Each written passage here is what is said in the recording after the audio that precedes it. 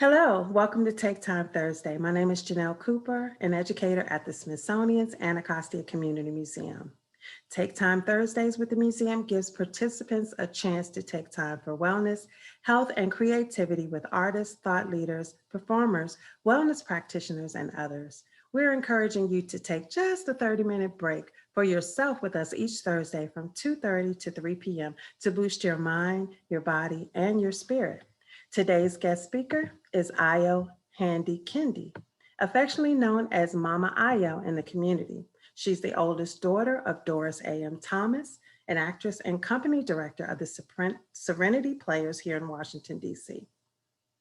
Ayo learned the art of storytelling as a child, listening to her mother's stories. She then created story dramas and skit reenactments with her paper dolls, doll babies, and stuffed animals, as well as her friends. As an adult, she professionally started telling stories in her work as a community organizer and mental health counselor.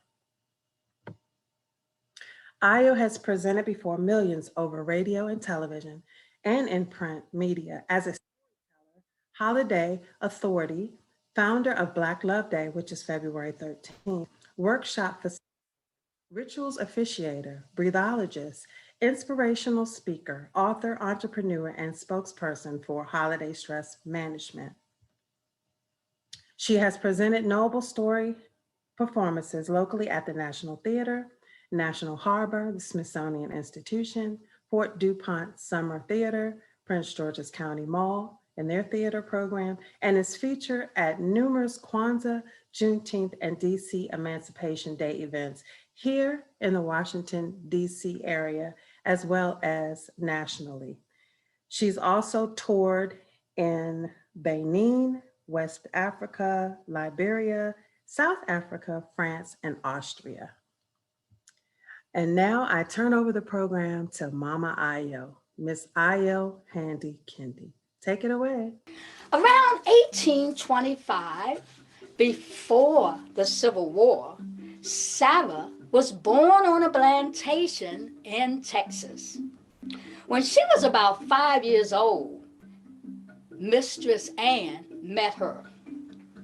And Mistress Ann was also 5 years old. Her pappy, Master Edgar, brought Mistress Ann to the slave quarters one day, which was way far away from the big house up on the hill. He was fixing to give his little girl her very own little person. So Sarah went from the field to the big house. And she would only see her mammy every so often, mainly on Christmas, which was a big holiday for us. I knew that my mammy never married my pappy. Instead, they were bred just like you breed the horses. After they was forced on each other, 9 months later, I was born. And they sold my pappy at the auction. So I never really knew my father. But my mammy gave me this piece of cloth that belonged to him. It had been passed down from his great-grandmother to his mommy to his mother as a gift. And she gave it to me. It was cloth from Africa, where his great-grandmother had been taken from. My mammy said, never forget this. And I never did. Well, when I went to live in that big house way up on the hill, little Mistress Ann treated me like I was a plaything at first. She dressed me up and put bows all around my headdress, and she made me do everything she knew that she wanted to do, but she was too scared to do it. And she knew these were things she wasn't supposed to do, so she would give me extra little hoe cakes to do all her little dirty work for her. And then she would make me sleep at the foot of her bed to warm her feet on those chilly, chilly nights. And she would hug me often, and she would say, "You gonna be mine forever, and I'll always protect you. And the years went on, and as they grew together. And then they saw my mammy, who died from the fever in the fields. And then that fever went way up to the big house. And they took Mistress Ann's mammy too. And we both cried together, Mistress Ann and I, saying over and over again, crying, sad for the loss of both our mammies.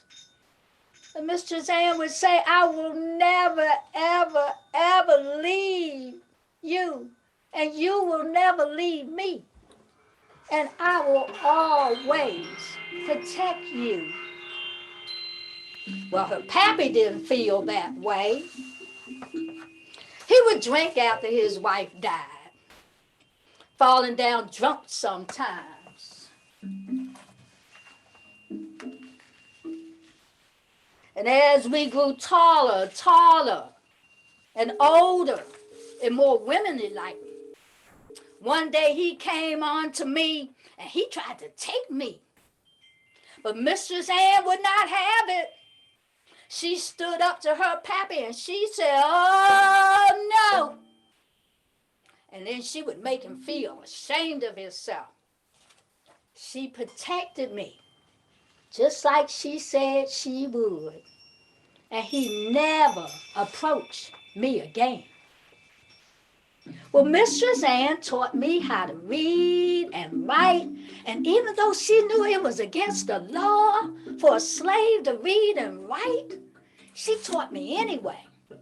And she would still dress me up like a little doll with the ribbons and the bows and play with me. And I would comb her hair.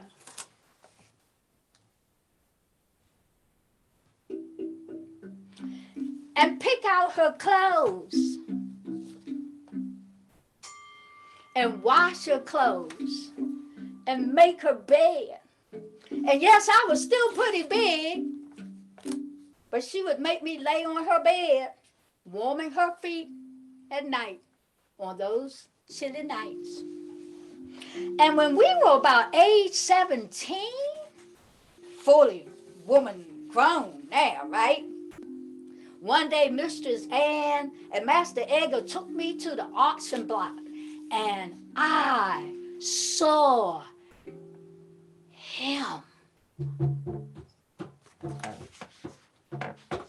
He was tall and lanky and had beautiful dark black skin, shades browner than my own.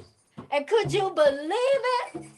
He had wrapped around his waist a piece of fabric like my African cloth that had been passed down to me. And he was different too. He talked kind of funny, not like us. They say he from some plantation way off on some island somewhere, something they call the Caribbean. Well, the first time I laid my eyes on him, I fell in love.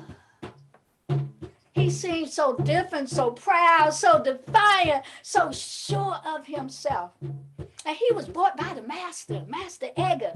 And Master Edgar brought him into the big house to be a porter and a cook because he had been taught in the ways of a gentleman.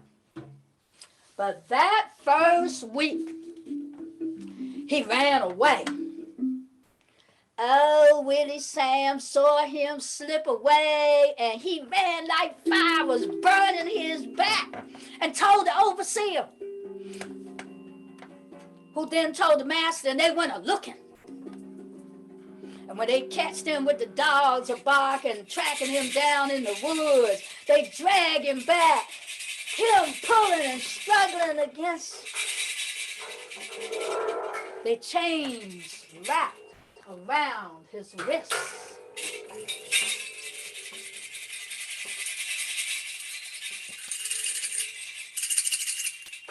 And Master Edgar and the overseer They ties him to the biggest tree once they get him back to the plantation. And he's struggling and he's fighting back. And Master Edgar and the overseer, they shout to the field hands to come gather around that tree to watch. And he beats him. And they beat him. And the overseer beats him again. And Master Edgar stands there. And Master Edgar shouts, I paid a lot of money for you. And you're going to do what I say. And I cried with every lash. And I ran to Mistress Ann, and she ran to her pappy, and she begged him to stop whipping that black man for my sake. Master made the overseer stop. But before he stopped him, he shouted, now get back to work, you all. And he warned us. This is what will happen to you if you think about running away from me. You hear me? Well, we all gathered around that big man, except for old Willie Sam, because he knew what he had done to turn him in. But we helped that new enslaved person, and we helped him into my quarters at the back of the big house. And I took care of him for days and days, putting lard on those scars and herbs from the field. And I laid my hands on him in prayer. And he started to feel better. And we both started smiling at each other. And from then on, we became friends. And then we fell in love. Well, months would pass. Master Edgar gave him the name of Joseph out of the Bible. Joseph went to work at the big house and did as he was told, because he didn't want to leave me. Oh, he always looked at me and smiled, and oh, we just laughed together, and oh, we just loved each other. And one day he says, I want you to be my wife and not just breed with you, like, and make some babies for the plantations like they usually do. I want you to just be with me as my wife forever. Well, now we know in our hearts this might not happen because families were broken up all the time and sold away from each other, never to see each other again. But I said yes. And we go to Mistress Ann to ask for permission, and she says yes. And she gets all excited. Yes, yes, yes. Oh, she is so happy. And as she gets happy, she starts saying, we're going to have the biggest wedding with a dress and a preacher and invite everyone from the fields and from the big house and from all the people in the county. But I quietly look at her and mention to her, Mistress Ann, we were going to go into the woods and just jump the broom like the other slaves. But I would love to get married in front of everybody and wear a wedding dress. But it's against the law, Mistress Ann. It's against the law. I don't want no trouble for you or for us. Well, Mistress Ann fitting to break the law and do it anyway. Saying it's time this law need to be broken. We Christian. And I told you I will always protect you. You mine. Well, she goes to tell her pappy, and they have a big fuss. And everybody all over the plantation hears them just fussing and arguing and screaming and shouting. But when they finish, the wedding is on. Mistress Ann sets the date for Christmas when the holiday is usually a day off for the enslaved. Oh, we all begin to clean the house and pick the items from the fields to decorate the house and sweep and clean. And we decorate with wild flowers across the porch and bows. And Joseph leads a group into the woods and they take down a deer. And others go to the lake and they catch the fish. And the fiddler starts tuning up the fiddle because he's going to have us all have a good time. And many of the field hands and the house slaves, they shook their heads. Just at the very idea of it, bringing whites and blacks together, wearing clothes other than the issued Negro cloth, getting married above all else. How dare you? And they were even scared to come because they knew this was against the law. And they was afraid that they might even get in trouble for just coming to the plantation to attend. But Sarah kept asking. She kept explaining that Mistress Ann was going to make it all work out. And she believed that Mistress Ann knew what she was doing. And more important, she began to see Mistress Ann begin to make a beautiful wedding gown in white, made of homespun cotton with little tucks in the front. And she sewed and sewed and sewed that dress late into many a night until it was all done. And finally, the big day came.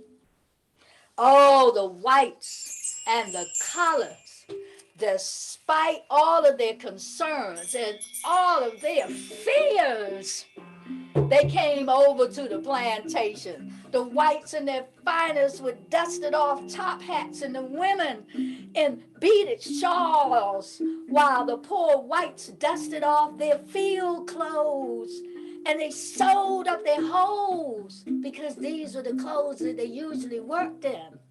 And us colors did our best to add a flower to our waist bead while the men trimmed their beards with a kitchen knife that Joseph borrowed from the kitchen.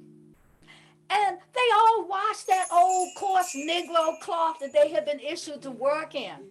And they did their best to make it look presentable. And Mistress Ann called me into the sewing room. And there hung the dress that she had been working on for 2 months. And when I put on that dress that she had made for me, she starts to cry, and I start to cry too.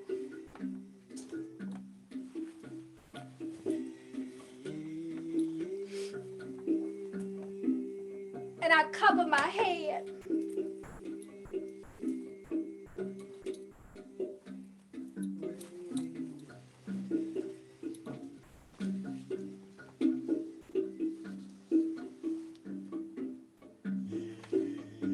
Well, Mistress Ann had done everything to make this happen herself. She couldn't convince her pappy to have a real preacher. So Master Edgar said, I'm going to do this to please my child. But I'm not going to have all these colored folks in my house or to hide help. I'm going to have to do this preaching myself. I'll marry you. So I walked into the porch of that yard in my wedding dress in front of all those people. And when they saw me, and Joseph saw me, and I saw him, it was such a sight, I almost fainted, holding my breath. We walked towards each other, and then towards Master Edgar, who had us put our hand on the Bible, and he said a prayer. And then he says with a loud blasted voice so all could hear. And he looked into our eyes and said, and now, in front of God and all you peoples, you are man and wife until death or separation parts you. Oh, we laughed as Joseph leaned towards me and the bells began to ring and he kisses me in front of everybody. And then old Amos, the oldest amongst us, who still prayed in the old way, saying words that none of us understood, he stepped forward. He holds up a broom and says, "This is our tradition." The broom was a symbol of the home in our homeland, Africa.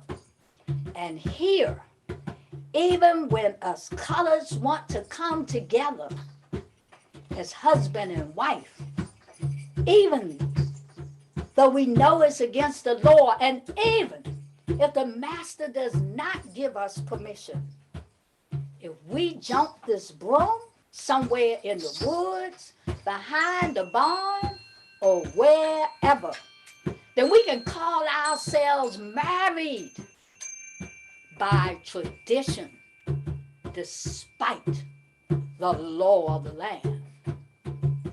And so Master Edgar got red in the face hearing this. But me and Joseph, we clapped our hands together and we jumped that broom. We jumped that broom in front of everybody. And we was married now. Husband and wife. We had it all. Miss Ann was too fit and happy to be tied. And we feasted and we laughed. The whites and blacks often on different sides of the yard, but together with the fiddler playing into the night. Well,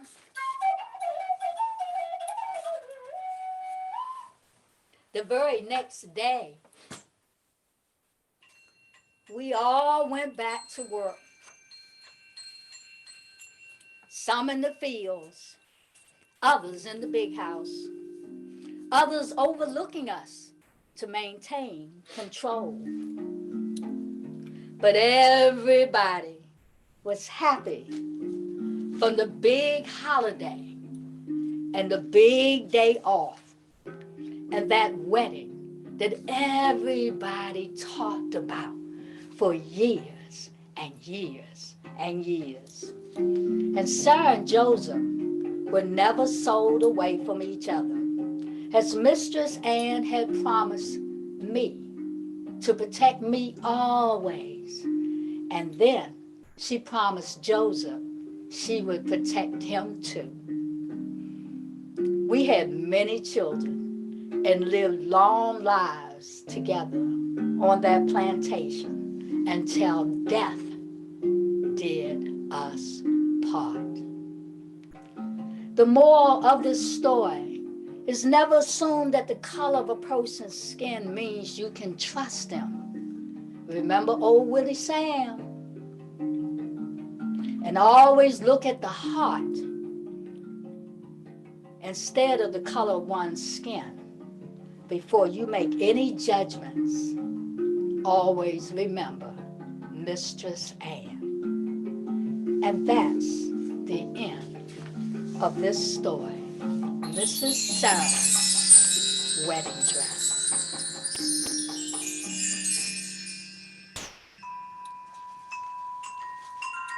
I feel like napping and shouting, dancing. Not jumping that broom. I'm not going to do that right now. Thank you so much, Mama. Mama Ayo, what a wonderful presentation. Yes, bring on Jamboree. But Yeah, that's supposed to be part of us partying. I forgot it. we will now take any questions you guys have. We only have a few minutes, but if you have any questions, please do pose them in the Q&A box or in the chat. Oh, somebody said, brava, brava. Ah!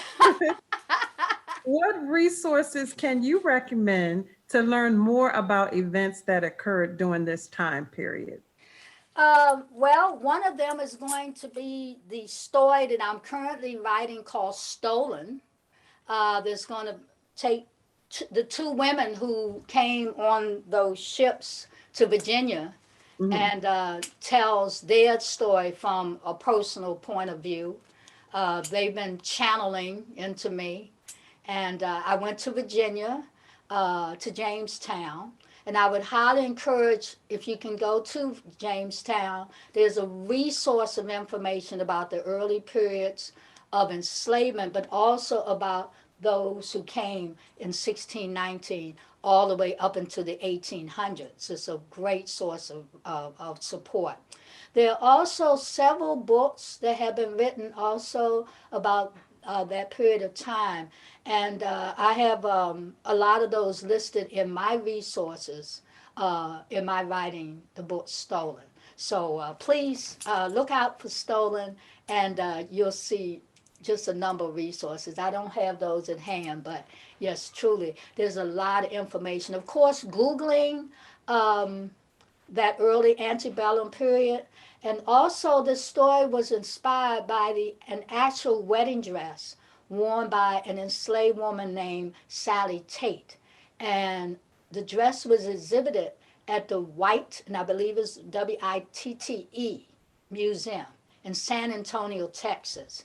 And this was one of the few enslaved remnants of the period of time in Texas, of course, before, Colonel Granger came into Texas and read the proclamation in 1865 of Abraham Lincoln.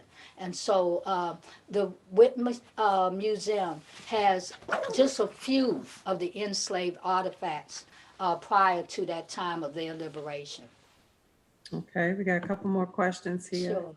Um, oh, well, most of these are just wonderful. Thank you so much. Just some comments. Um, Marvelous storyteller, do you often speak to audiences? I have. My bio gives a perhaps a fair list of just a few of the stories that I have told in my lifetime. Um, of course, with COVID, I think this is the second story performance I have done virtually since March of last year. Mhm. But I am extremely blessed to have been able to tell some stories in some far off places, as well as look for some storytelling coming up for DC Emancipation Day, where I have Oh, another yes. very favorite story. April 16th? April 16th, Yes. right? And I'm part of the Friends of DC Emancipation, a committee that we formed years ago. Uh-oh, the Uh camera went. oh, that's okay. We apologize. That's a story performance called Freedom Songs, and it tells the story of a young woman who gains her freedom in that period of time. And then Freedom Song picks up because she gets her emancipation and she leaves the plantations that were around the DC area, and she goes to find her son who was sold. And we picked that story back up years later in 1865 because she has been put back into slavery, and now she's in Texas. And so Freedom Song is a very poignant story. Look for that, hopefully, for DC Emancipation Day. Okay. And this is the last question, given our time. So someone wants to know if you researched this story and created the retelling in its entirety, or where did the story take place? Once more, please. Yes, So the story actually does take place in Texas based on the research that I did do of Sally Tate wedding dress. Her story really documents that her mistress created a wedding dress for her, and that no, her story actually documents that she created a wedding dress for herself. That's right, and that but she had a kind mistress who did allow her to marry, and so I felt that that was just so different from all what we hear Mhm. about the enslavement period. And I began to do research about the times, about the Negro cloth, how much was issued to the enslaved people, that the illegality of getting married, and of course, the jumping the broom. Many of us today jump the broom and have no idea of the backdrop of why we jumped the broom. And so I did extensive research as to what was the reason that we had to actually go into the woods and create our own rituals. Well, people seem to have enjoyed it. We are totally out of time, but I thank you. I do have another opportunity I want to talk to you about because I know that you probably know that the Anacostia Community Museum at the Smithsonian has a slave diary in its holdings, and there's a beautiful story about Adam Francis Plummer and the love of his wife, and it tells a story about how they're separated and come back together. So Uh, that's an opportunity for you to bring that to life. And this story was a Southern Maryland story. oh, So from a Southern Maryland family who traced their family history back to the 1800s. And oh, so yes, sounds interesting. I would love to talk to you about that. But anyway, we Okay, are out of time. I thank you again, Mama Ayo. I thank you to our audience for taking time out of your day to join us. Have a great day and join us next week as we start Women's History Month. Thanks again. Have a great day. thank Bye. you. I thank Please John, fill my out. husband, for the music. Yes, Oh, thank you. yes. Thank you. And please fill out the survey that'll pop up once we close out. Thanks so much and have a great one. Bye Peace bye. and blessing.